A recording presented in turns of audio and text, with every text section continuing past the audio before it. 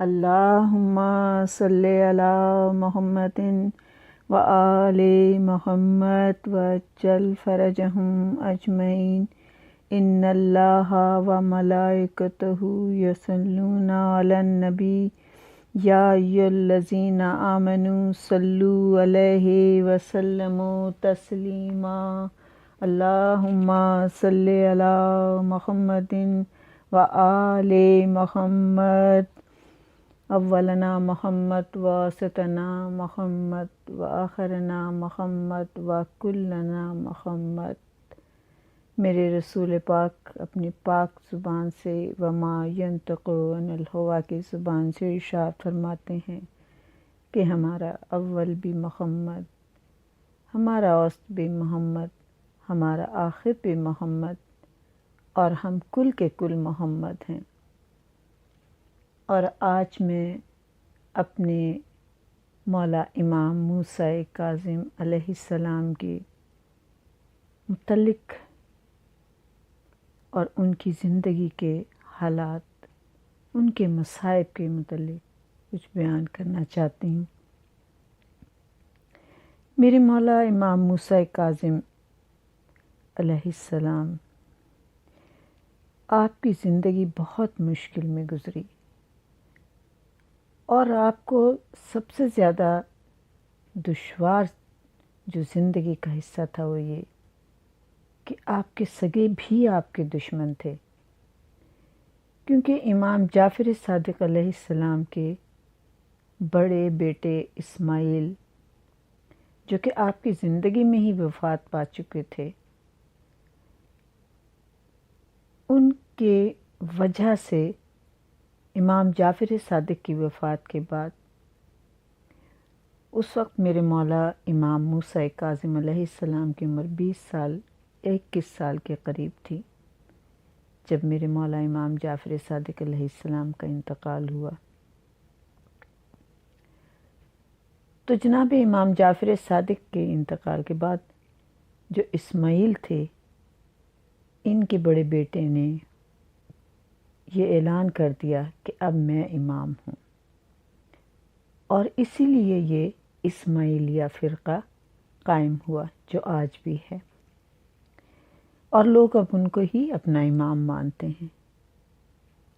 اور یہ لوگ اس وقت اتنی طاقت میں نہیں تھے، آ کے امام موسیٰ کاظم کے پاس بھی بیٹھتے تھے اور آپ سے مشورے بھی کرتے تھے، اور مولا اکثر ان سے اپنے کوئی خط وغیرہ ہوتا تھا تو وہ بھی لکھواتے تھے، اور مولا ان سے بہت ان کا خیال بھی کرتے تھے، ان سے پیار بھی کرتے تھے، لیکن یہ دل میں مولا کے خلاف بغض رکھتے تھے، اور انہیں اتنا مولا سے جتنا مولا کو لگاؤ ان سے تھا، انہیں نہیں تھا۔ اس کے علاوہ میرے مولا کی دور میں 4 امام بھی تھے، یعنی کہ امام اعظم رحمۃ اللہ، امام مالک، اور امام شافعی، امام حنبل۔ امام اعظم تو آپ کی زندگی میں انتقال کر گئے تھے، باقی امام تھے اور یہ بھی فتوے دیتے تھے، اور حکومت ان کی سرپرستی کرتی تھی، اور یہ جو فتوے دیتے تھے وہ بھی امام کی تقریباً مخالفت کے ہی ہوتے تھے۔ اس کے ساتھ ساتھ میرے مولا کے، کیونکہ آپ دین کے پرچار کرتے تھے، آپ جو وہ اسلام کا جو رسول نے بتایا ہوا ہے کہ جو حلال ہے وہ رسول کا بتایا ہوا حلال ہے، اور جو رسول نے حرام کہا ہے وہ حرام ہے، یعنی امر بالمعروف اور نہی عن المنکر، جو اصول دین ہے اس کے مطابق کام کرتے تھے۔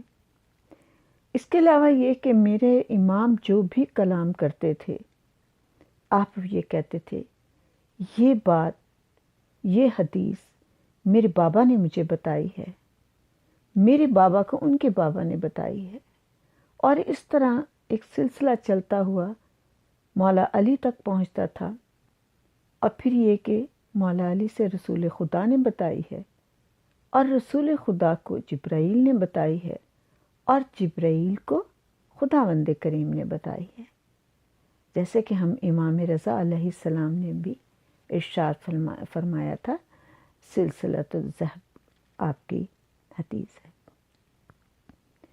تو یہ تمام دور میں یعنی ان چاروں امام کی جو تھی سرپرستی، وہ حکومت کر رہی تھی۔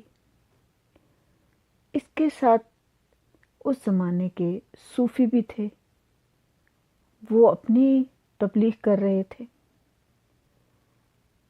اور حکومت تو آپ کو اس لحاظ سے پسند ہی نہیں کرتی تھی، تو آپ اتن دشواریوں کے ساتھ اپنی امامت کے فرائض سر انجام دے رہے تھے، اور بہت خاموشی کے ساتھ، نہ کوئی حکومت کے خلاف بات آپ نے کی، اور نہ کسی امام نے کبھی بھی حکومت کے خلاف کوئی بات کی ہے۔ حکومت کے پاس تاج بھی تھا، تخت بھی تھا، فوج بھی تھی، سارا ملک کا قبضہ بھی تھا، اس کے باوجود بھی وہ ہمیشہ آل محمد سے ڈرتے رہے، اور اس ڈر کی وجہ سے قید میں رکھا، نظر بند رکھا، اور کوشش کرتے تھے کہ رزق کی بھی تنگی رکھیں، لوگوں کو بھی آپ کے پاس نہ آنے دیں۔ لیکن اس کے باوجود بھی امامین نے جو فرائض، جو وارث رسول کے آپ پہ فرائض تھے، وہ آپ نے پورے کیے، اور ہر صورت پورے کیے۔ رسول کی ایک حدیث ہے کہ القرآن مع علی و علی مع القرآن، کہ قرآن علی کے ساتھ ہے اور علی قرآن کے ساتھ ہے، اور اسی طرح سے یہ حدیث سب اماموں کے لیے آتی ہے کہ قرآن امام کے ساتھ ہی رہتا ہے۔ قرآن خداوند کریم کا کلام ہے، اور قرآن صامت ہے، اور امام قرآن ناطق ہے۔ یہ حقیقت ہے کہ امام اور قرآن کی جب ہم تلاوت کرتے ہیں، تو جیسے کہ رسول اللہ صلی اللہ علیہ وآلہ وسلم نے بھی فرمایا کہ میں تم میں 2 چیزیں چھوڑ کے جا رہا ہوں، ایک قرآن اور ایک میرے اہل بیت۔ تو یہ دونوں چیزیں جب تک تم ان کے ساتھ رہو گے، اور پھر تم حوض کوثر پہ بھی پہنچو گے، تو یہ ساتھ ہی ہوں گے۔ قرآن کو ہم اس وقت تک سمجھ ہی نہیں سکتے جب تک آل محمد کا ہمارے ساتھ ساتھ نہ ہو۔ جو آل محمد سمجھائیں گے، وہی قرآن کی صحیح تشریح اور تفسیر ہوگی۔ تو قرآن کی جو آیت ہے، وَلَوْ أَنَّ قُرْآنًا سِيرَتِ بِهِ الْجِبَالُ وَقَطَعَتْ بِهِ الْأَرْضُ وَكَلَّمَ مَا بِهِ الْمَوْتَى بَلْ لِلَّهِ الْأَمْرُ جَمِيعًا، کہ قرآن وہ ہے کہ جس سے پہاڑ چلائے جاتے ہیں، قرآن وہ ہے کہ جس سے زمین کے فاصلے طے کیے جاتے ہیں، قرآن وہ ہے کہ ہم مردوں سے باتیں کر سکتے ہیں، اور یہ سب باتیں اللہ کے اختیار میں ہیں، لیکن اللہ جس کو با اختیار کرتے، جو خدا کے نور سے پیدا ہوئے ہیں، جو آسمان و زمین کے بننے سے پہلے پیدا ہوئے ہیں ہستیاں، انہیں ہم پنجتن پاک 14 معصومین کہتے ہیں۔ تو قرآن صامت ہے، اور یہ آل محمد، یہ 14 معصومین، یہ قرآن ناطق ہیں، یعنی یہ اس کی ترجمانی کرتے ہیں۔ وَلَوْ أَنَّ قُرْآنًا سِيرَتِ بِهِ الْجِبَالُ، کہ پہاڑ چلائے جاتے ہیں، تو آپ یہ دیکھیں کہ مباہلہ میں جب یہ پاک ہستیاں گئیں تھیں پنجتن کی، تو عیسائیوں نے، نجران والوں نے دیکھ کے کیا کہا تھا؟ لا ارا وجہ لواصلہ آئیے سپل چپل میں مکان امتالا، کہ ہم وہ چہرے دیکھ رہے ہیں کہ اگر یہ پہاڑ کو حکم دیں تو پہاڑ ریزہ ریزہ ہو جائیں۔ تو یہ قرآن ہی ہے، اور میں نے کسی انسان کو ایسا نہیں دیکھا کہ جو پہاڑوں کو چلا دے یا ریزہ ریزہ کر دے۔ یا میں نے دیوار کعبہ کو میرے مولا کی ولادت کے وقت ریزہ ریزہ ہوتے دیکھا، پھٹتے ہوئے دیکھا۔ اب ہے کہ او قطعت بہل عرض، کہ وہ زمین کے فاصلے بھی طے کر لیتا ہے۔ قرآن زمین کے فاصلے طے کرتا ہے، تو میں نے کسی کو نہیں دیکھا کہ قرآن پڑھ کے کسی نے فاصلہ طے کر لیا ہو۔ کوئی ایک جگہ سے قرآن پڑھا اور اڑ کے دوسری جگہ چلا گیا ہو۔ لیکن جب میں نے آل محمد کو دیکھا تو بہت سے ایسے واقعات آپ کی زندگی کے ہیں جس میں آپ نے طے العرض کیا، زمین کو سمیٹ لیا اور منٹوں میں فاصلہ طے کیا ہے۔ جیسے میرے مولا امام تقی کا بھی واقعہ ملتا ہے، اور پھر نہ صرف یہ کہ آپ نے خود فاصلہ طے کیا بلکہ دوسروں کو بھی طے کروایا۔ کہتے ہیں کہ میرے مولا امام موسیٰ قاسم آپ مدینے میں تشریف فرما ہیں کہ آپ کے پاس جناب فضل بن سوار آئے ہیں، یعقوب بن جعفر جو ہیں وہ بھی پاس بیٹھے ہیں، اور وہ یہ ساری بات لکھ رہے ہیں اور بتاتے ہیں۔ تو کہتے ہیں کہ فضل بن سوار آئے اور آ کے انہوں نے کہا کہ یا مولا، ایک راہب اور راہبہ آپ سے ملنے کے لیے آئے ہیں، اور یہ دونوں نجران کے رہنے والے ہیں۔ آپ نے فضل بن سوار سے کہا کہ ان سے کہو کہ وہ کل ام خیر کے کنویں پر آ جائیں، میں وہاں ان سے ملوں گا۔ اب وہ راہب کوئی معمولی آدمی نہیں تھا، اس کی نجران میں بڑی شہرت تھی کہ وہ بڑا علم والا ہے، اور اس کے ساتھ ساتھ وہ جو راہبہ تھی وہ بھی بہت عبادت گزار تھی، اور اس کی بھی بڑی شہرت تھی کہ وہ لوگوں کو بہت دعائیں دیتی تھی، لوگ اس کے پاس بہت آتے تھے۔ تو یہ دونوں بہت مشہور لوگ تھے۔ جب یہ بات مولا نے کہا کہ ام خیر کے کنویں پہ کل پہنچ جائیں، سارے مدینہ کو یہ خبر مل گئی تھی کہ راہب اور راہبہ آئے ہیں، اور مولا نے کہا کہ ان کے کھانے پینے کا انتظام کیا جائے اور ان کا بڑا خیال کیا جائے۔ یہ دونوں تو آئے ہوئے تھے، مدینے والے بھی کل کے لیے تیاری کی، اور دوسرے دن یہ سب کے سب وہاں ام خیر کے کنویں کے پاس پہنچ گئے، اور اتنا مجمع ہو گیا تھا۔ میرے مولا نے اپنی نانا کی عبا پہنی، قبا پہنی، نانا کا عمامہ پہنا، نالین پہنی، بالکل محمد بن گئے صلی اللہ علیہ وآلہ وسلم، اور آپ روانہ ہوئے، اور اس طریقے سے آپ کے چہرے سے جاہ و جلال ٹپک رہا تھا، لگ رہا تھا کہ امام وقت تشریف لا رہے ہیں۔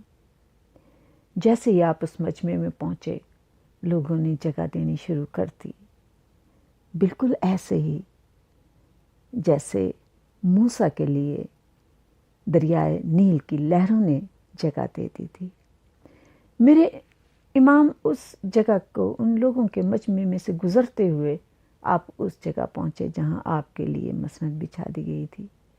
پھر میرے مولا نے تمام مجمع کی طرف دیکھا، آپ نے کہا ان کے لیے چٹائیاں بچھا دو، تو کھجور کے پتوں کی بنی ہوئی چٹائیاں بچھائی گئیں، مجمع بیٹھ گیا، سب کو بہت اشتیاق تھا۔ سب سے پہلے وہ راہبہ اٹھی اور اس نے کہا کہ میں آپ سے کچھ سوال کروں گی، آپ کو میرے سوالوں کے جواب دینے ہوں گے۔ اگر آپ نے مجھے میرے سوالوں کے جواب دے دیے تو میں مسلمان ہو جاؤں گی۔ میرے مولا نے کہا کہ ٹھیک ہے، تم مجھ سے سوال کرو۔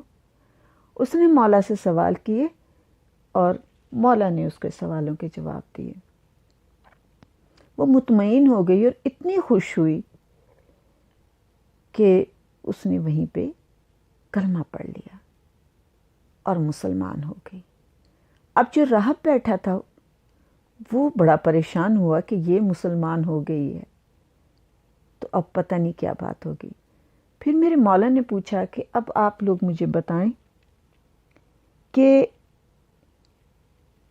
آپ لوگ میرے پاس کیوں آئے ہیں اور آپ کے آنے کی وجہ کیا ہے، اور اتنی ملاقات کی جلدی کیا تھی کہ آپ نے کہا کہ ہم نے رات مشکل سے گزارنی ہے، آپ ہمیں ضرور ملیں۔ اس نے کہا کہ میں راہب ہوں اور میں توریت، زبور، انجیل مجھے حفظ ہیں، اور سب لوگ نجران میں میرا بہت عزت کرتے ہیں، اور میرے پاس بہت علم ہے، اور میں سمجھتا ہوں کہ میرے پاس بہت علم ہے، اور ہے میرے پاس علم، اس لیے لوگ میری عزت اور قدر کرتے ہیں۔ لیکن ایک دن ایک شخص میرے پاس آیا اور آ کے کہنے لگا کہ تم نے اتنی کتابیں حفظ کی ہوئی ہیں، تمہارے پاس اتنا علم ہے، لیکن تم یہاں سے مدینہ تو جا نہیں سکتے۔ میں نے کہا کہ کیوں؟ کہا کہ تم مدینہ مکہ، اگر مدینہ سے تم مکہ جاؤ تو کتنے دن فاصلہ طے کرو گے؟ کیونکہ اس نے کہا کہ اگر ہم مدینے سے مکہ جاتے ہیں تو تقریباً 21 دن لگ جاتے ہیں، تم کتنے دن میں فاصلہ طے کرو گے؟ اس نے کہا کہ اگر میں مدینے جاتا ہوں اور پھر مدینے سے مکہ جاتا ہوں تو پھر 21 دن کا ہی فاصلہ ہوگا۔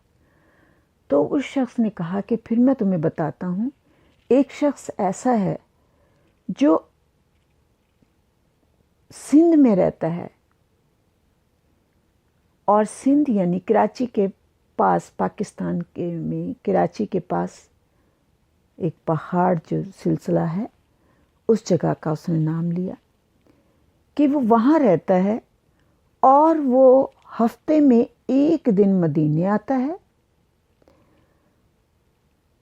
یعنی کہ ہر ہفتے، مہینے میں ہر ہفتے وہ مدینے آتا ہے، اور وہ ہر مہینے عمرہ کرنے مکہ جاتا ہے، اور ہر سال وہ حج کرنے آتا ہے، اور صرف وہ 2 دفعہ لوگوں سے ملاقات کرتا ہے، باقی وقت وہ اپنے اسی گھر میں رہتا ہے، باہر نہیں نکلتا ہے، کسی سے بات نہیں کرتا ہے۔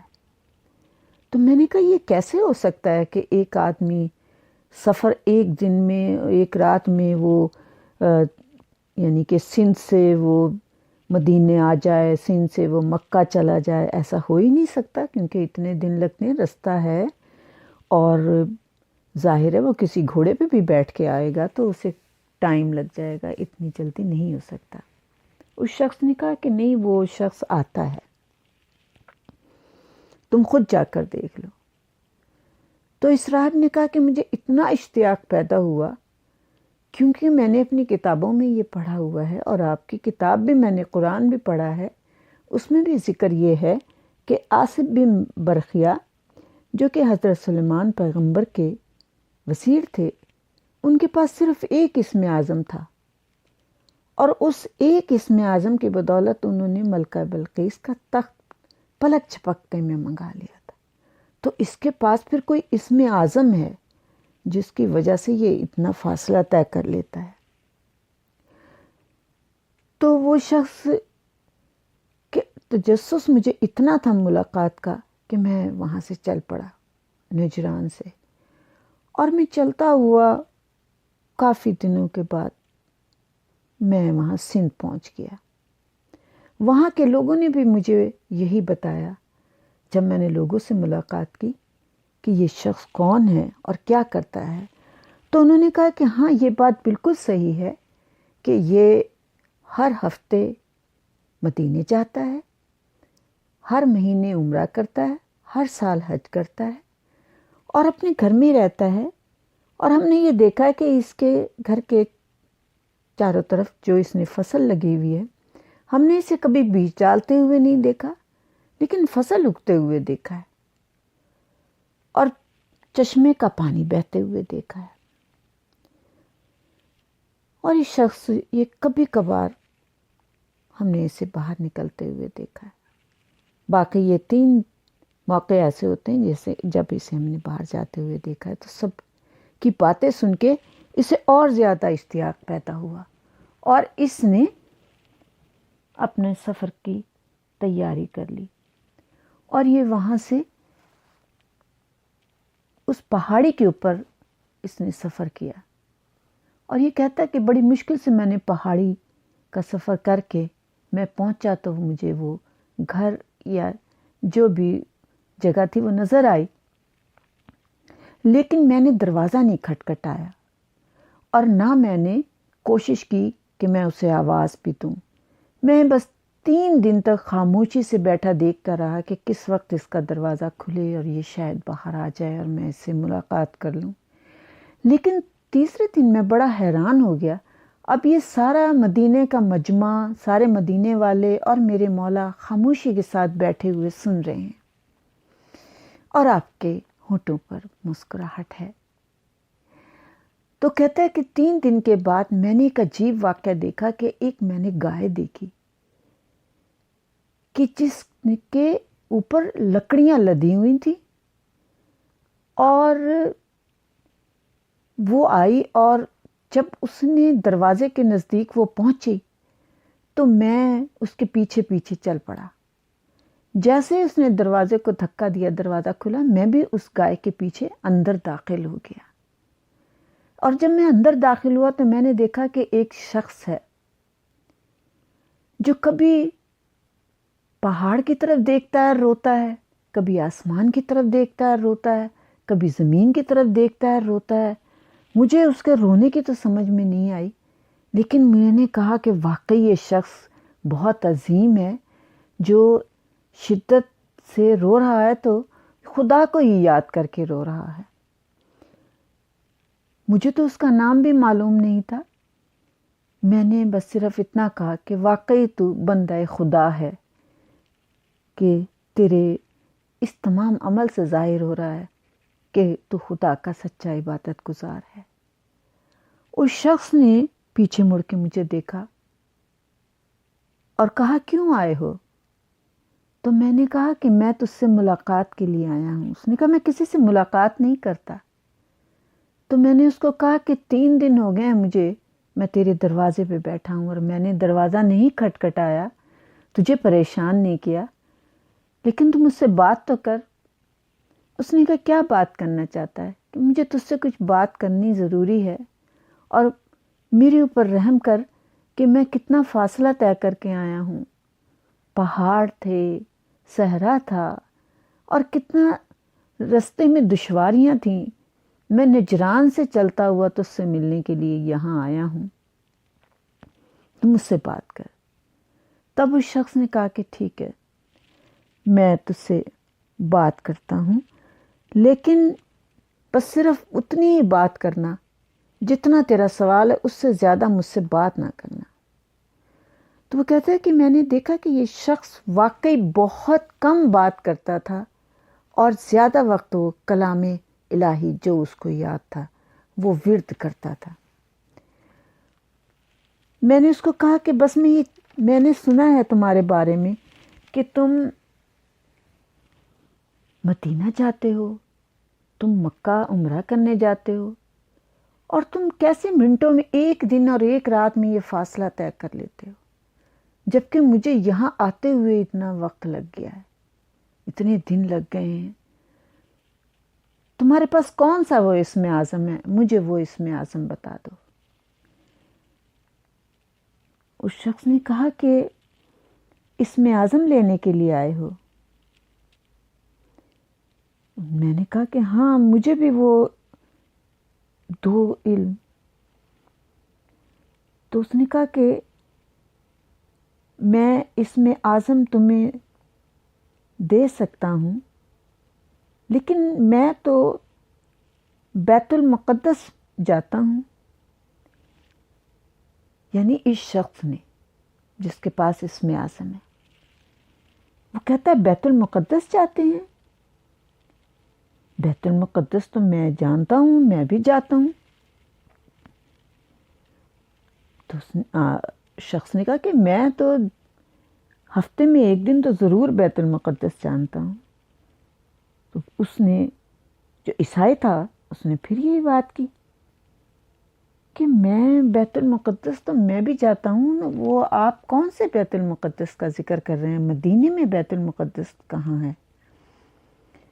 اس شخص نے کہا کہ نہیں، تم جسے بیت المقدس کہہ رہے ہو اور جو ملک شام میں ہے، میں اس بیت المقدس کی بات نہیں کر رہا۔ جو ملک شام میں بیت المقدس ہے، وہاں تو انبیاء کی عبادت کی محرابیں ہیں، اور اسی لیے اسے خطیرۃ المحاریب کہتے ہیں۔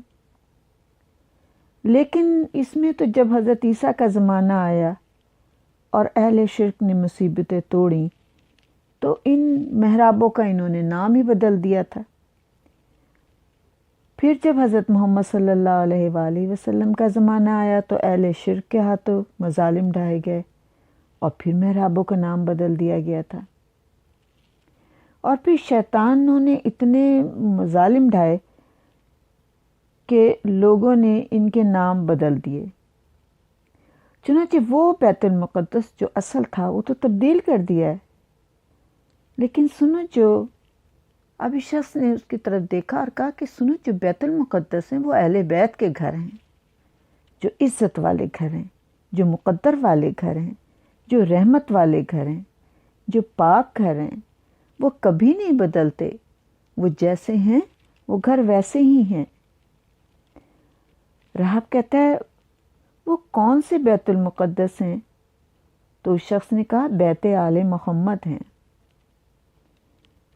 اب راہب نے کہا کہ میں سمندر، دریا، صحرا، مصیبتیں جھیل کر آیا ہوں، مجھے اسم اعظم بتا دیں جس سے آپ فاصلہ طے کر لیتے ہیں۔ اگر میرے پاس ہوتا تو میں بھی آپ کے پاس فوراً آ جاتا۔ میری صبح اور شام مایوسی کی نظر ہو گئی، میں 3 دن سے آپ کے دروازے پہ بیٹھا ہوں، میری حاجت پوری کر دیں۔ تو اس شخص نے کہا کہ جس کے پاس اسم اعظم ہے، جو تمہارے بالکل نزدیک تھا، جس نے مجھے اسم اعظم دیا، تم اس شخص کو چھوڑ کے، اس ہستی کو چھوڑ کے، اس پاک عالم کو چھوڑ کے تم میرے پاس آئے ہو، تم انہی کے پاس جاؤ۔ تو وہ شخص کہتا ہے کہ میں انہی کے پاس جاؤں؟ تو اس شخص نے کہا وہ وہیں رہتے ہیں جہاں سے تم آئے ہو، وہ بیت المقدس میں رہتے ہیں، یعنی وہ جہاں رہتے ہیں وہ گھر ہی بیت المقدس ہے۔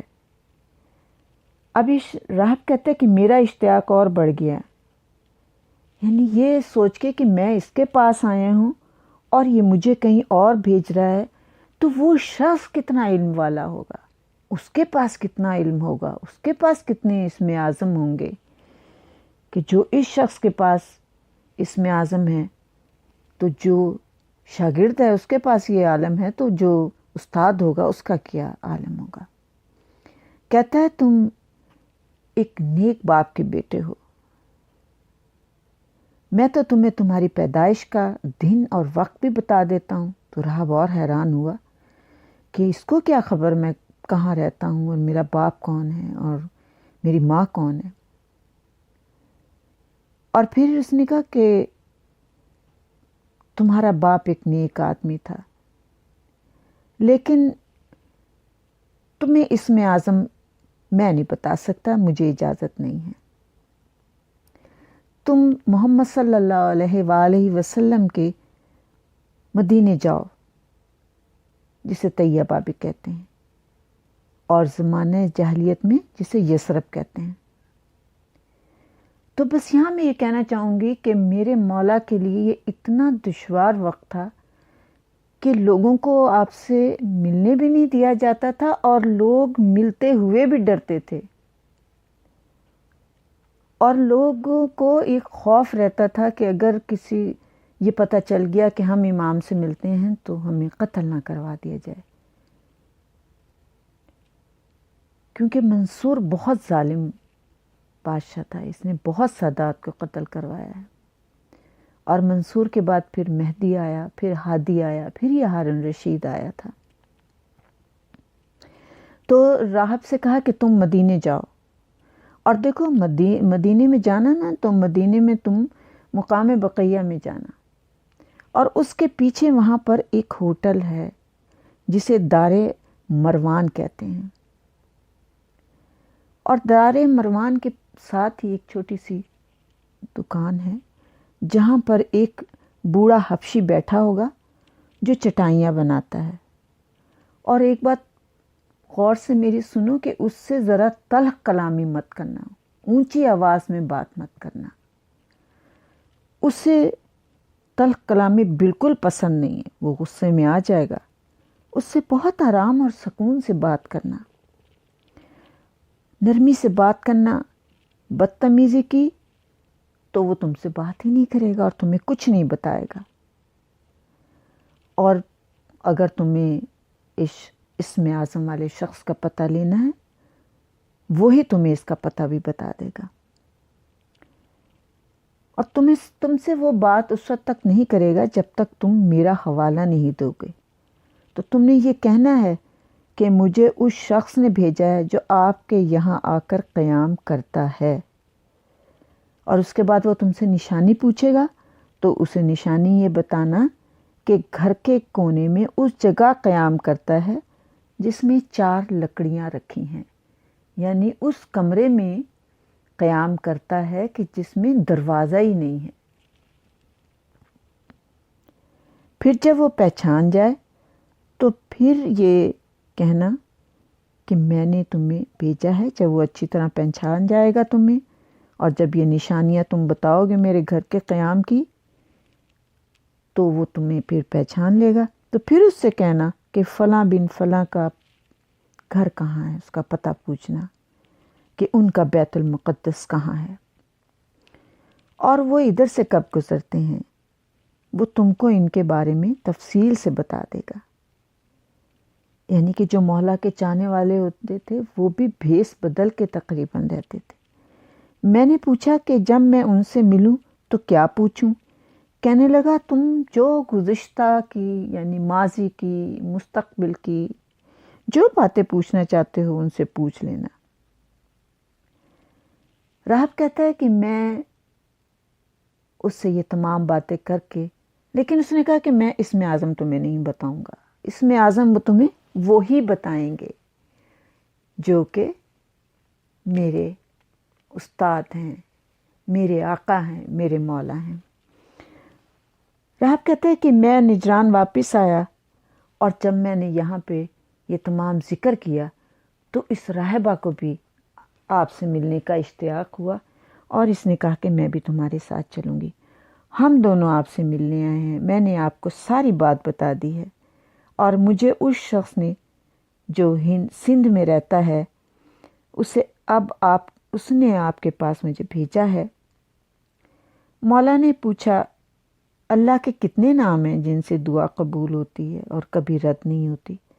اس نے کہا ویسے تو سارے نام ہیں، مگر 7 نام حتمی ہیں جن کے ذریعے دعا کرنے سے دعا کبھی رد نہیں ہوتی۔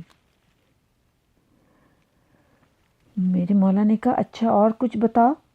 اس نے کہا اس ذات کی قسم جس نے موسیٰ پر توریت نازل کی، عیسیٰ پر انجیل نازل کی، محمد صلی اللہ علیہ وآلہ وسلم کو سراپا رحمت و برکت بنا کے بھیجا، علی کو بصیرت عطا کی، اور محمد اور ان کی نسل کو اوصیاء قرار دیا۔ مجھے نہیں معلوم کہ وہ اسم الہی کیا ہیں، بس یہ جانتا ہوں کہ سلیمان پیغمبر کے وزیر آصف بن برقیہ کے پاس اسم اعظم تھا، اور اس کے علاوہ اور کچھ نہیں، اور اگر مجھے معلوم ہوتا تو میں آپ سے کیوں سوال کرتا؟ آپ بتائیے۔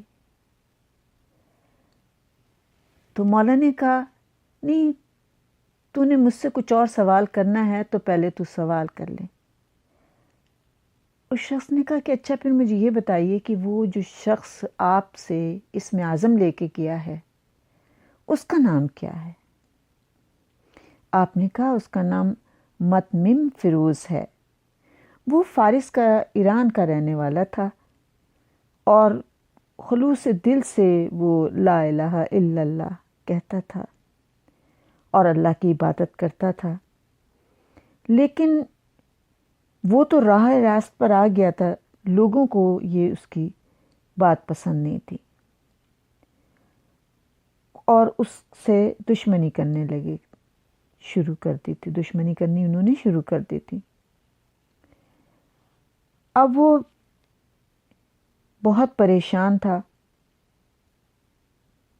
تو اس کو خداوند کریم نے رہنمائی کی اور وہ یہاں میرے پاس آیا، اور جب وہ یہاں آیا تو خداوند کریم نے، جیسا کہ خدا چاہتا ہے کہ اپنے مخلص بندوں سے تعارف کروا دے، اس نے میرا تعارف اس سے کروا دیا۔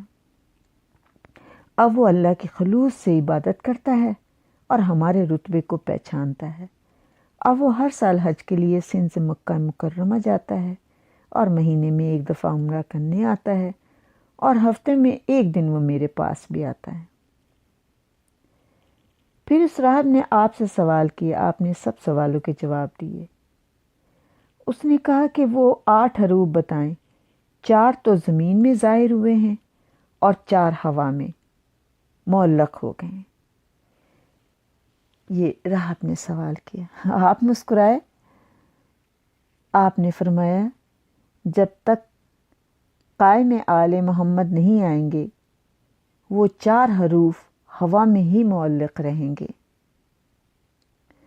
اور ان 4 حروف کی جو ہوا میں معلق ہیں اور ان پر وہی ان کی تفسیر کریں گے، اور ان پر وہ چیز نازل ہوگی جو نہ کسی رسول پر، نہ کسی ہادی دین پر، اور نہ صدیق پر نازل ہوئی۔ پھر راہب نے کہا وہ حروف 4 جو زمین پر ہیں، آپ ان میں سے 2 بتا دیں۔ آپ نے کہا 2 کیوں، میں 4 بتا دیتا ہوں۔ پہلا حرف لا الہ الا اللہ لا شریک لہ، جو ہمیشہ باقی رہنے والا ہے۔ دوسرا حرف محمد رسول اللہ صلی اللہ علیہ وآلہ وسلم، اور تیسرے ہم اہل بیت رسول اللہ ہیں، اور چوتھے مومن۔ تو یہ بات اس نے سنی، اور سننے کے بعد اس نے کہا کہ میں کلمہ پڑھتا ہوں، لا الہ الا اللہ محمد رسول اللہ، کہ آپ نے مجھے وہ کچھ بتا دیا ہے، اور اس کے بعد لیکن آپ نے مجھے وہ 7 حرف جو حروف ہیں، تو خداوند کریم قرآن کی ہر آیت میں اہل بیت کی تعریف کرتا ہے۔ آپ نے کہا کہ خداوند کریم نے 14 معصومین بنائے ہیں، اور قرآن میں بھی ہمارا ذکر ہے۔ انشاءاللہ آئندہ کسی مجلس میں میں ضرور اس کا ذکر کروں گی۔ بس آپ نے کہا کہ ہم 14 معصومین میں سے بار بار تکرار محمد اور علی کی ہوئی ہے، لیکن محمد علی بار بار آئے ہیں، لیکن فاطمہ، حسین، جعفر صادق اور موسیٰ کاظم 7ویں امام، اگر ہم ان سب ناموں کو 7 ناموں کا بار بار ذکر اور ورد کرتے ہیں تو ہماری زبان میں اثر پیدا ہو جاتا ہے. بات صرف اتنی ہے کہ جیسا ظاہر پاک ہو ویسا باطن بھی پاک ہو. غیبت، جھوٹ، کینہ، حسد، لالچ، مطلب پرستی، ان تمام چیزوں سے اگر دور رہ کے، جنہیں میرے امام نے کہا ہے کہ امر بالمعروف اور نہی عن المنکر، اگر ان تمام چیزوں سے ہم دور رہتے ہیں تو جیسے یہ اسم ہم پڑھتے ہیں ہماری زبان میں وہ اثر پیدا ہو جاتا ہے کہ ہماری دعائیں قبول ہونے لگ جاتی ہیں، اور اس کے ساتھ یہ کہ ہم ہر وہ چیز جو چاہتے ہیں وہ ہمیں مل جاتی ہے. تو یہ طیل عرض میرے مولا کے بہت زیادہ میرے مولا نے کیا ہے، اور کئی واقعات اس طرح کے ہیں. میرے مولا کا ایک یہ بھی واقعہ ہے کہ ہارون رشید نے جب آپ کو قید کیا ہے تو اس نے پہلے عیسیٰ بن سلیمان کے پاس اس نے قید کیا، اور پھر اس طرح اس نے مختلف، یہ بار بار قید میں رکھتا تھا، مختلف قید میں اس نے رکھا ہے، اور ہر طریقے سے آپ کے اوپر ظلم کر رہا تھا. یہ اس کا دل بھرتا ہی نہیں تھا ظلم کرنے سے. تو اس کا جو وزیر تھا یحییٰ برمکی، وہ بھی آپ سے شدید قسم کا بغض رکھتا تھا. اس نے کہا کہ ایسا کرتے ہیں کہ یہاں پہ تو جو بھی کوئی آتا ہے وہ امام کے ساتھ چند دن رہنے کے بعد امام سے محبت کرنے لگتا ہے. اس کی افریقہ تک حکومت تھی، تو اس نے کہا کہ افریقہ سے حبشی بلاتے ہیں، اور اس نے افریقہ سے حبشی بلائے، لمبے لمبے قد کے، طاقتور. پھر اس نے ایک لکڑی کا مجسمہ بنوایا، اور اس میں وہ مولا کا لباس پہناتا، ماما پہناتا، اور پھر کہتا کہ اس کے اوپر وار کرو، اور انہیں اتنی شراب پلا دی جاتی کہ وہ بدمست ہو جاتے، اور بس ان کا یہ کام تھا کہ وہ مسلسل اس مجسمے کے اوپر وار کرتے چلے جاتے تھے اور ٹکڑے ٹکڑے کر دیتے تھے. کوئی تلوار چلاتا تھا، کوئی چھری چلاتا تھا، کوئی نیزہ مارتا تھا، یعنی کہ اس کے ٹکڑے ٹکڑے ہو جاتے تھے لکڑی کے مجسمے کے. اور دوسرے دن پھر اسی طریقے سے ایک نیا مجسمہ کھڑا کر دیا جاتا تھا، اس کو ویسے امامہ پہنایا جاتا تھا، اور یہ کہا جاتا تھا کہ یہ موسیٰ کاظم ہے علیہ السلام ہے. اسی طرح سے یہ ہر روز کام کرتے رہے. جب 1 مہینہ تقریباً گزر گیا اور وہ اس کام میں بہت ماہر ہو گئے، تو کہا کہ آج موسیٰ کاظم کو قید خانے سے باہر نکال دیں. میرے مولا کو جب قید سے نکالا گیا، زنجیروں میں جکڑے ہوئے کو، آپ نے آسمان کی طرف دیکھا اور آپ نے کہا کہ آسمان کا رنگ ایسا ہے، کتنے دنوں کے بعد میں نے دیکھا ہے. میری امام سے سیدھا کھڑا نہیں ہوا جا رہا تھا، اور وہ لوگ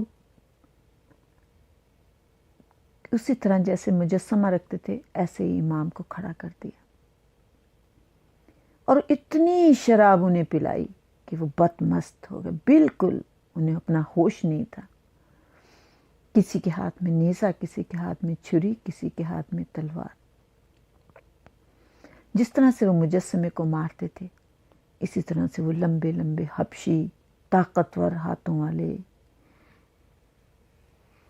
اور اول فول جملے بولتے ہوئے وہ آئے، اور انہوں نے آ کے ویسے ہی وار کرنا شروع کیا. جیسے وہ وار کرنے لگے، میرے مولا نے جو امامہ تھا اور جس سے اپنا چہرہ ڈھانکا ہوا تھا وہ ایک دم ہٹایا۔ جب انہوں نے امام کو دیکھا، حالانکہ وہ شراب پیے ہوئے تھے، وہ ہر روز یہی پریکٹس کرتے تھے اور اس مجسمے کو توڑتے پھوڑتے مارتے تھے، چورا چورا کر دیتے تھے۔ نشے کی حالت میں بھی جیسے انہوں نے دیکھا، ایک دم سب نے اپنے ہتھیار پھینک دیے اور مولا کے قدموں میں گر گئے اور رونے لگے اور واپس ہو گئے، ایک دم مڑ گئے اور رو رہے تھے زار و قطار اور اپنی زبان میں کہہ رہے تھے۔ تو مولا نے انہی کی زبان میں ان کو تسلی دی، جو حبشی کی زبان تھی اسی زبان میں آپ بولی، اور کچھ ترکی تھے ان کی زبان میں آپ نے ان کو تسلی دی کہ کوئی بات نہیں، تمہیں معلوم نہیں تھا کہ میں تمہارا امام یہاں پہ ہوں۔ اور جب ان حبشیوں سے بادشاہ نے پوچھا، ہارون رشید نے، کہ تم قدموں میں کیوں گر گئے، کیا ہوا؟ تو ان حبشیوں نے کہا کہ بادشاہ ہارون رشید سے کہ سنو، تم اس شخص کو مارنے کے لیے ہمیں کہہ رہے تھے، یہ تو ہمارا دیوتا ہے۔ اب آپ یہ دیکھیں کہ مولا قید میں ہیں، اس کو امام کہتے ہیں کہ مولا قید میں ہیں، اور کتنی دور مولا جا کے لوگوں کی مدد کر رہے ہیں، افریقہ جا کے۔ تو وہ کہتے ہیں کہ جب ہمارے قحط پڑ جاتا ہے، بارش نہیں ہوتی ہے، یہی تو آتے ہیں اور یہ آ کے بارش برساتے ہیں۔ جب ہم میں سے کوئی بیمار ہوتا ہے تو یہ آتے ہیں، ہمارے بیماریوں کو دور کرتے ہیں۔ ہم پریشان ہوتے ہیں تو یہ آتے ہیں، ہمارے اولاد نہیں ہوتی تو یہ آتے ہیں، ہمارے بچے بیمار ہوتے ہیں تو یہ آتے ہیں، ہماری ہر پریشانی کا حل یہ کرتے ہیں۔ تو کیسے کہہ رہا ہے کہ ہم انہیں نہیں جانتے؟ ہم انہیں تو بہت اچھی طرح جانتے ہیں۔ ہارون رشید اور زیادہ پریشان ہو گیا کہ یہ قید میں ہو کے زنجیروں میں جکڑے ہوئے اور یہ ان کے پاس جاتے ہیں۔ احساس ہوا کہ میں ایک عام انسان ہوں اور یہ واقعی اولاد رسول ہے، یہ وارث رسول ہے۔ وہ لوگ تو چلے گئے، لیکن اب اس کو بہت نفرت تھی، کوئی امام کی تعریف کرے۔ اس کے دل کی نفرت کا اتنی بڑھ چکی تھی، اوپر سے یہ محبت کا اظہار کرتا تھا۔ اس نے کہا یحییٰ سے، اپنے وزیر سے، کہ کیا کروں، کس طریقے سے انہیں امام کو میں گرفتار کر کے لاؤں؟ نے کہا کہ کوئی پریشانی کی بات نہیں ہے، میں تمہیں اس کا حل بتاتا ہوں کہ وہ جو اسماعیل کے بڑے بیٹے ہیں، علی ابن اسماعیل، تم ان کو اپنے پاس بلاؤ۔ انہوں نے فوراً ہی ایک آدمی کو بھیجا خط لے کے اور کہا کہ علی ابن اسماعیل کو بلایا، کیونکہ اس نے کہا تھا کہ علی بن اسماعیل جو ہے وہ مولا سے اندرونی طور سے خوش نہیں ہے، وہ ان کو امام بھی نہیں مانتا اور ان کا وہ چاہتا ہی نہیں ہے کہ یہ مدینے میں بھی رہیں، تو وہ ہمارا ساتھ دے گا۔ یہ بات سننے کے لیے نا اس نے فوراً ہی ان کو بھیج دیا خط، اور یہ جیسے خط انہیں ملا، میرے مولا نے علی ابن اسماعیل کو بلایا اور بلانے کے بعد کہا، علی ابن اسماعیل دیکھو، تم جو خط کے بارے میں مجھے بتا رہے ہو تو تم کیوں جانا چاہتے ہو؟ تو اس نے کہا کہ میرے پر قرضہ بہت ہے۔ مولا نے کہا میں تمہارا قرضہ اتار دوں گا، جو تمہیں قرضہ لینا ہے اور اتارنا ہے وہ مجھ سے پیسے لے لو اور قرضہ اتار دو۔ یہ خاموش ہو کے بیٹھ گیا۔ مولا نے جو 7 صحابی بیٹھے تھے ان سے کہا کہ اس کو جتنی ضرورت ہے وہ دے دو، لیکن وہ اپنے دل میں ارادہ کر بیٹھے تھے، اور انہوں نے کہا کہ نہیں مجھے ایک دفعہ تو ضرور جانا ہے۔ تو مولا نے کہا ٹھیک ہے اسے زیادہ رائی دے دو، لیکن جب یہ چلنے لگے تو مولا نے کہا کہ دیکھو میرے بچوں کو یتیم نہ کرنا، تم جا تو رہے ہو، اس بات کا خیال کرنا ورنہ خدا بڑا ناراض ہوگا۔ یہ علی ابن اسماعیل، بہت سی کتابیں میں محمد ابن اسماعیل لکھا ہے۔ وہاں پہنچے، یحییٰ نے بہت عزت دی انہیں، ہارون رشید کے دربار میں پہنچے تو ہارون رشید نے کہا کہ کیا معاملہ ہے؟ انہوں نے کہا بادشاہ یہ سمجھ کہ اس وقت اس ملک کے 2 بادشاہ ہیں، ایک یہاں بغداد میں رہتا ہے اور ایک مدینے میں رہتا ہے، اور ان کے پاس اتنا مال آتا ہے کہ وہ تو اپنی زمین اور جاگیریں خرید رہے ہیں،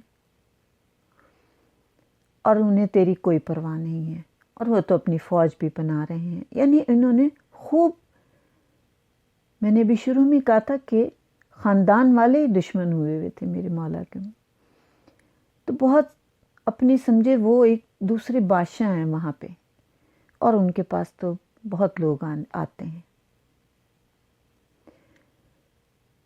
بادشاہ نے کہا ٹھیک ہے، مگر بہت چالاک تھا یہ، اس نے اس سال ارادہ کیا اور سب سے کہا کہ سب لوگ جتنے بھی میرے درباری ہیں حج کے لیے چلیں۔ سب لوگ حج کے لیے تیار ہو گئے۔ یہ حج کے لیے تیار تو تھا لیکن یہ گیا نہیں، اور خود یہ مدینے آ گیا، اور مدینے آ کے اس نے امام کو اطلاع دی کہ میں آیا ہوں۔ امام نے استقبال کیا، بٹھایا، اس نے امام کا بہت، خود بھی جب اپنے گھر بلایا تو استقبال کیا، خود کرسی سے اترا، مولا کو عزت کے ساتھ بلایا، اپنی جگہ بٹھایا، پھر مولا سے حال چال پوچھا، آپ کے کتنی اولاد ہے، کیسے گزارا ہوتا ہے، اور مولا نے پھر بتایا کہ میری اتنی اولاد ہے، مجھے اتنا خرچہ ہے، یہ سب باتیں ہوتی رہیں۔ تو کہنے لگا کہ مولا میں آپ کو 10,000 دینار دوں گا، اور یہ آپ اٹھ کر آئے۔ جب آپ آنے لگے تو مامون رشید ساتھ کھڑا تھا، تو کہا کہ امین اور مامون انہیں دروازے تک چھوڑ کر آؤ۔ تو یہ جب سواری تک چھوڑنے کے لیے آئے تو مولا نے مامون کی طرف دیکھ کے کہا کہ تو اب بادشاہ بنے گا، میری اولاد کا خیال کرنا۔ جب یہ واپس آئے اور وہ پیسے بانٹنے لگا تو اس نے سب کو پیسے دے دیے، اور امام کو 10,000 کے بجائے صرف 200 دینار بھیجے۔ مامون رشید خود کہتا ہے کہ میں بڑا حیران ہوا کہ سب کو بانٹ رہے ہیں، اور ابھی تو یہ اتنا ان کا خیال کر رہے تھے، اور اب یہ کام کر رہے ہیں۔ تو وہ یہ دیکھ کے تعجب میں تھا، اور ادھر اس نے اپنے سپاہیوں کو حکم دیا کہ 2 محملیں تیار کی جائیں، ایک محمل بغداد جائے گی اور ایک محمل بصرہ جائے گی، تاکہ لوگوں کو پتہ ہی نہ چلے کہ کس محمل میں مولا ہیں۔ اور جب میرے مولا نماز پڑھ رہے تھے تو اس نے اچانک یہ تمام کام کیا اور کہا کہ مولا کو بس یہیں سے گرفتار کر کے اور انہیں لے جاؤ۔ میرے مولا نے کہا آپ اپنے جد کے روضے پہ ہیں اور نماز میں مصروف ہیں کہ آپ کے گلے میں، ہاتھوں میں، پیروں میں زنجیر آ گئی۔ میرے مولا نے اسی حالت میں نماز ختم کی. نانا کی قبر پہ ہاتھ رکھ کے کہا نانا میں جا رہا ہوں آپ کا چراغ جلانے والا. نانا بس یہ کہہ رہا ہوں کہ جب حسین گھر سے گئے تھے تو ایک بیٹی چھوڑ کے گئے تھے. نانا میری 19 بیٹیاں ہیں. میں بہت مجبوری میں مدینہ چھوڑ رہا ہوں. میرے مولا جب گھر سے باہر نکلے تو اس طریقے سے کہ آپ کے قدم لرز رہے تھے. مدینے کی گلیوں میں سے ہوتے ہوئے جب سپاہی آپ کو لے کے جا رہے تھے تو آپ نے کہا مجھے تھوڑی سی دیر گھر جانے دو، میں اپنے بچوں سے مل لوں. تو انہوں نے کہا کہ ہم اجازت نہیں دیں گے. تو ایک شخص جو مسلمان نہیں تھا وہ آیا اور اس نے کہا کہ اگر تمہیں ضامن چاہیے تو میں ضامنی دیتا ہوں، اس سید کو اپنے بچیوں سے ملنے دو. تو میرے مولا نے پوچھا کہ کسی مدینے والے مسلمان نے تو نہیں کہا، تو نے کیوں کہہ دیا ہے؟ اس نے کہا سب سے بڑی بات یہ کہ آج تو نے اپنی بیٹی کا نام لیا ہے. میں نے تو تیرے پڑوس میں رہتے ہوئے کبھی تیری بیٹیوں کی آواز ہی نہیں سنی. میں ضامنی دیتا ہوں، تو اچھا اپنے بچوں سے مل کے آ. میرے مولا کو اپنی بیٹیاں بہت پیاری تھیں. بیٹیاں تو سبھی کو پیاری ہوتی ہیں، مولا کو بھی بہت پیاری تھیں. مولا گھر میں گئے تو چادر میں اپنے ہاتھ ڈھانپے ہوئے تھے. بیٹیوں نے پوچھا بابا آج آپ نے ہمارے سر پہ ہاتھ نہیں پھیرا. مولا نے کہا بس اتنا ہی اجازت ہے، مجھے ابھی یہاں سے روانہ ہونا ہے. اور آپ بیٹیوں کو روتا ہوا چھوڑ کے امام رضا نزدیک آئے اور کہا بابا آپ کو یہ کس طرح ظلم کے ساتھ لے کے جا رہے ہیں؟ میرے مولا نے بس ایک بات کہی، رضا بیٹے آج سے ایک تجھ پہ ذمہ داری ڈال رہا ہوں. میرے بچے دشمن زمانہ ہے، بہنوں کا بھائی ہے. بس میرے بچے تو نے آج سے دروازے کے پاس سونا ہے، نوکر بھی اور تو بھی یہیں پہ سونا. گھر کی حفاظت کرنا، بہنوں کی حفاظت کرنا. میں نے تیرے سپرد یہ پورا گھر کیا. مولا کو لی کہ یہ محملیں چلی دونوں مدینہ سے باہر نکلی ہیں. مدینہ والے روتے رہ گئے. آدھی رات کو سفر شروع کیا ظالم نے، اور جب مدینہ کے دروازے پہ پہنچے تو کہا کہ ایک خالی والی جو ہے محمل وہ بغداد جائے گی، اور جس میں امام ہیں. فوج بہت زیادہ ساتھ تھی کہ کہیں کوئی آپ کو چھڑانے نہ آ جائے. کہا کہ آپ کو لے کر بصرہ جائیں. بصرہ میں عیسیٰ بن جعفر تھے. انہوں نے آپ کو ایک کمرے میں قید کر دیا. دن میں 2 دفعہ آپ کو نکلنے کی اجازت تھی اور دروازہ کھلتا تھا. ایک دفعہ صرف کھانے کے لیے کھلتا تھا اور ایک دفعہ جب آپ وضو کے لیے باہر نکلتے تھے. لیکن اس نے یہ دیکھا کہ مولا صرف عبادت ہی کرتے ہیں.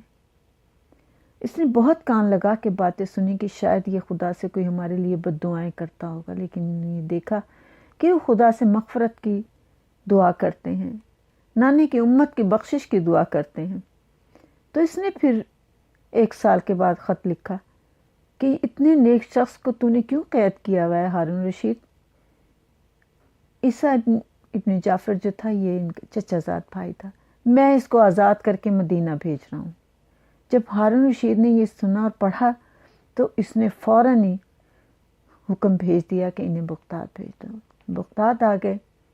یہاں پہ فضل بن ربی کے پاس رہے اور وہ بھی مولا سے اتنا متاثر ہوا.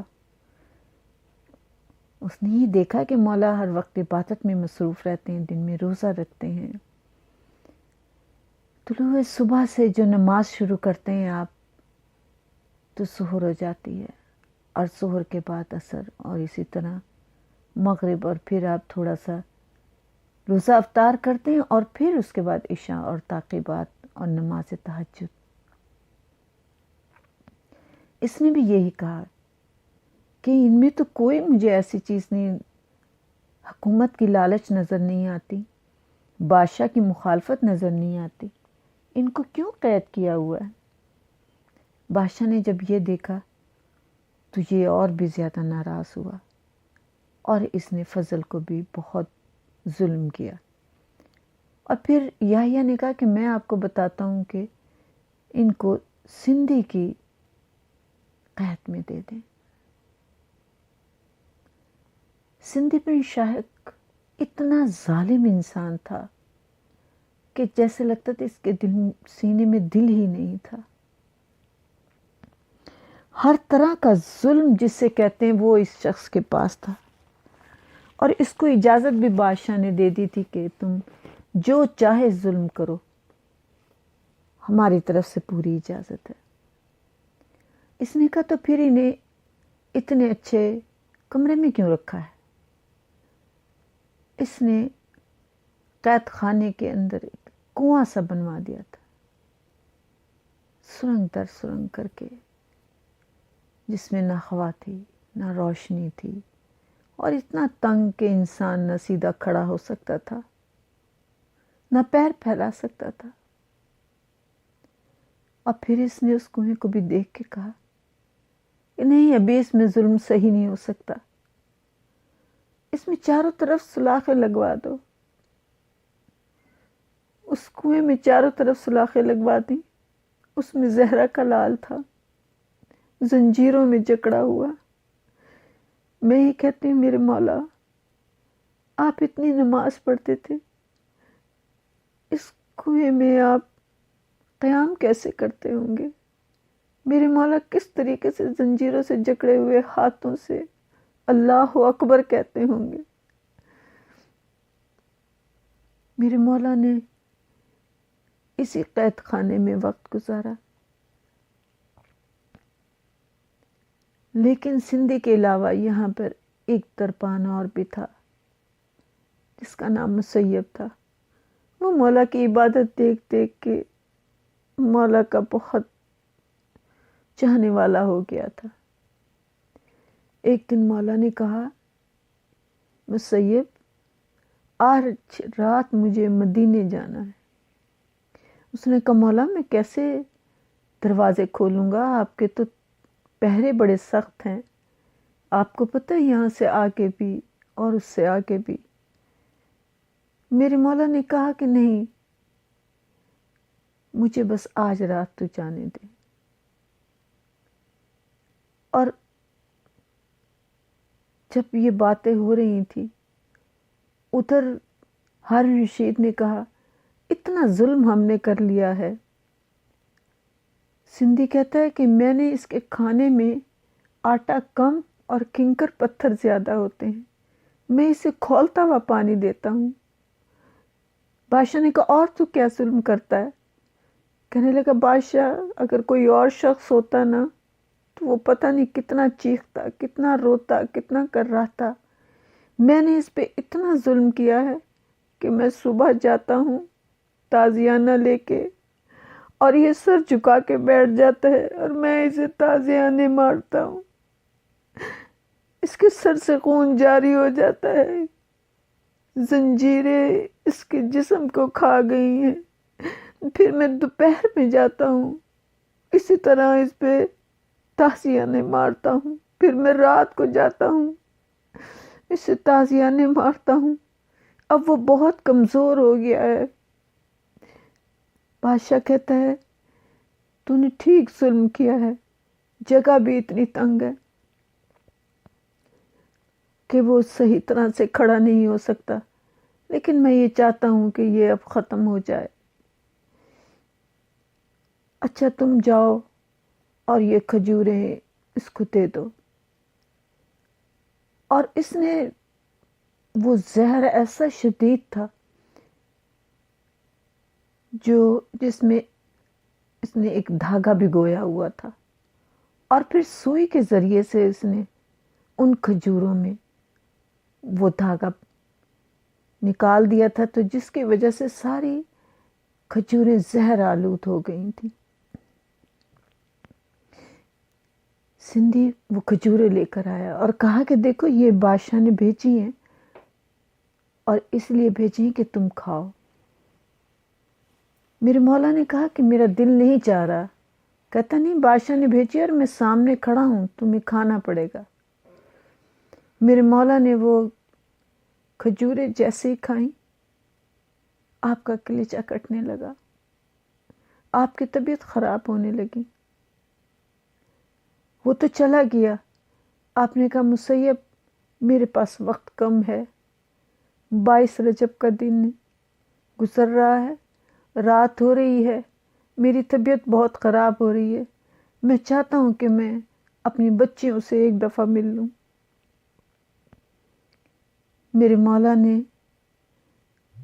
اپنے راز امامت سے، اپنے علم سے، آپ نے فوراً ہی وہ ساری زنجیریں اتر گئیں۔ مسیب کہہ رہا ہے میں دیکھ رہا ہوں کہ زندان سے مولا غائب ہو گئے، اور میں دعا مانگ رہا تھا کہ سندھی نہ آئے۔ مولا غائب ہو گئے، اور مولا رات کا وقت ہے، مدینے پہنچے۔ اتنے عرصے میں مولا اپنے گھر گئے ہیں، بچیاں زمین پہ سو رہی ہیں۔ میرے مولا نے دیکھا بچیوں کو تو آپ کی آنکھوں سے آنسو جاری ہو گئے۔ تو جناب حمیدہ نزدیک آئیں، مولا کو دیکھا تو کہا مولا کہ آپ مستقل آ گئے ہیں؟ مولا نے کہا نہیں، میں نے واپس جانا ہے، بس میں راز امامت رضا کے سپرد کرنے آیا ہوں، اور ایک دفعہ اپنی بیٹیوں سے ملنے آیا ہوں۔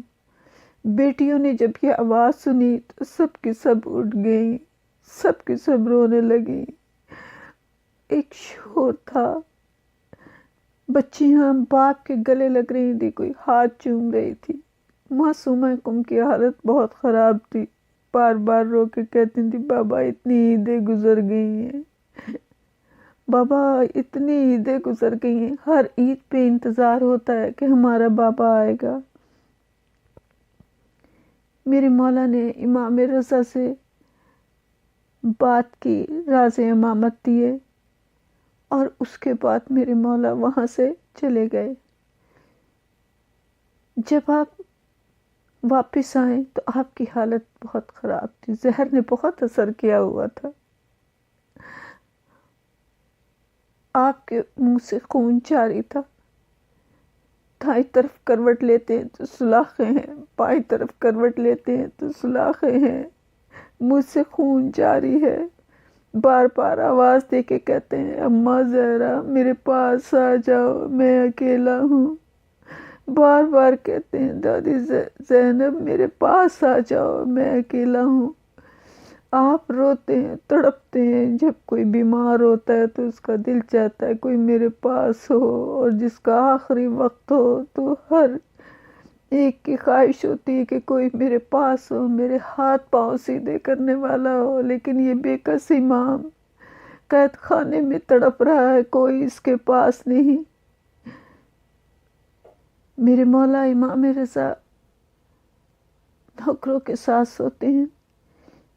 نوکر کہتا ہے کہ میں نے دیکھا کہ آج امام اپنے بستر پر نہیں آئے، آپ عموماً نماز شب کے بعد آ جاتے تھے۔ تو میں پریشان تھا کہ اب میں گھر والوں کو کیا بتاؤں امام کہاں چلے گئے۔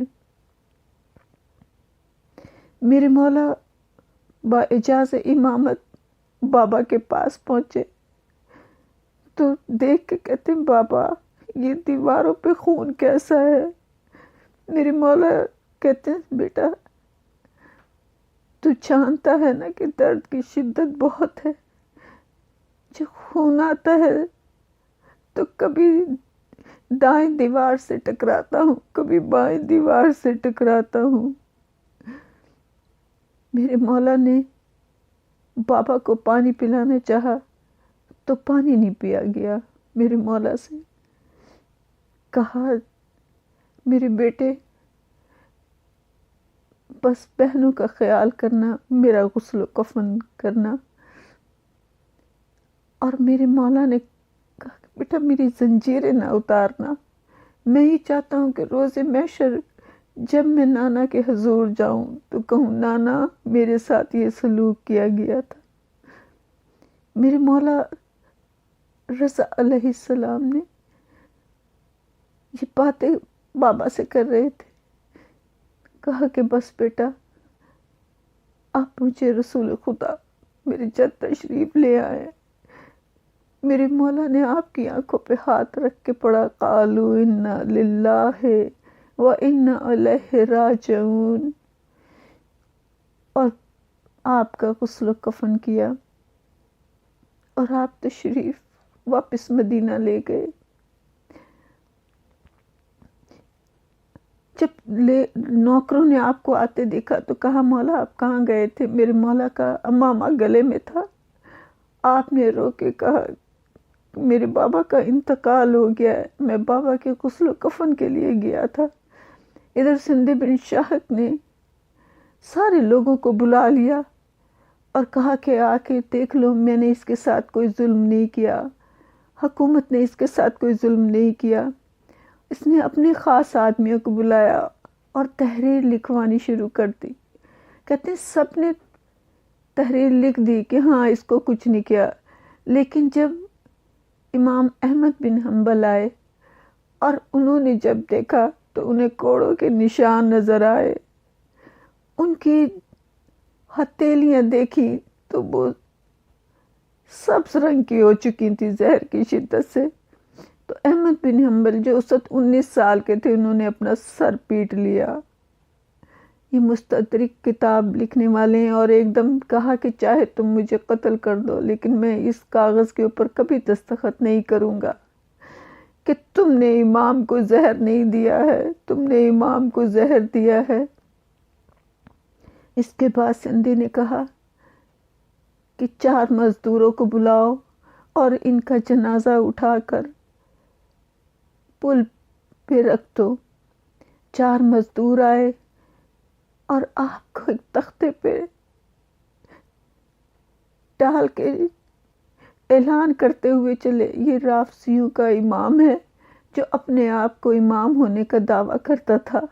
اور اس طرح سے شور مچاتے ہوئے یہ آئے اور انہوں نے پل کے اوپر آپ کا جنازہ رکھ دیا۔ اور ادھر سے جو رات کا وقت تھا، ان کا ارادہ تھا کہ جو بھی سواریاں گزریں گی لاش کے اوپر سے گزر جائیں گی، لیکن جو بھی سواری آتی تھی وہ وہیں پہ رک جاتی تھی۔ تو وہیں پہ جو ہارون کا چچا زاد بھائی تھا، دریا کی سیر کے لیے اپنے نوکروں کے ساتھ آیا ہوا تھا، اس نے کہا کہ یہاں پہ کون ہے؟ اتنا رش کیسے ہو گیا؟ یہ سواریاں کیوں رکی ہوئی ہیں؟ تو لوگوں نے کہا کہ ایک میت ہے اور سواریاں آگے نہیں بڑھ رہی۔ انسانوں نے میرے مولا کا عظمت نہیں پہچانی، لیکن جانوروں نے پہچان لی کہ وہ آگے نہیں بڑھ رہی، ان کو اتنا مار رہے ہیں لیکن وہ آگے نہیں بڑھتی۔ وہ آیا اور اس نے جنازے کو اٹھایا، اس نے 2500 دینار کا مولا کو کفن دیا جس کے اوپر پورا قرآن لکھا ہوا تھا، اور اس کے بعد اس نے کہا جا کے ہارون سے کہہ دو کہ جو کرنا ہے کر لے، میں امام کا جنازہ بڑی دھوم سے اٹھاؤں گا۔ اور اس نے سارے بغداد میں اعلان کر دیا کہ سب لوگ آئیں اور جنازے میں شرکت کریں۔ سب لوگ آ گئے کیونکہ ڈرے ہوئے تھے ہارون سے، لیکن اب انہیں خوف نہیں تھا اور جنازہ لے کے چلے۔ لیکن میرے مولا آخری وقت میں اپنے مسیب سے کہتے ہیں مسیب مجھے اپنی بیٹیاں بہت یاد آ رہی ہیں۔ میری بیٹی جب میں نماز پڑھتا تھا کوئی بیٹی میرا مصلی بچھاتی تھی، کوئی مجھے تسبیح اٹھا کے دیتی تھی، کوئی وضو کا پانی لاتی تھی۔ جب میں بیمار ہوتا تھا تو میرے چاروں طرف میری بچیاں ہوتی تھیں، آج وہ یتیم ہو جائیں گی۔ آج میں کہتی ہوں 18 بیٹے اور 19 بیٹیوں کا باپ ہے۔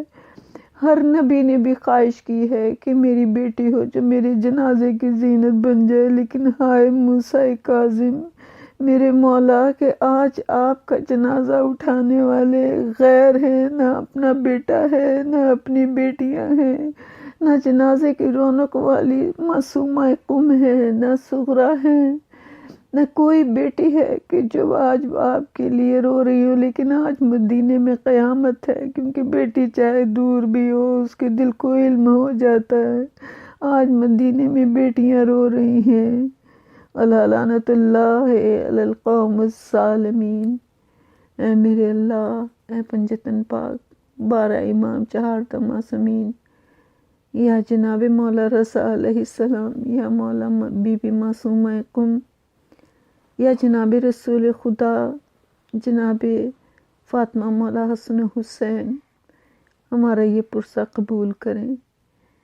جناب امام موسیٰ قاسم کا پرسہ قبول کریں۔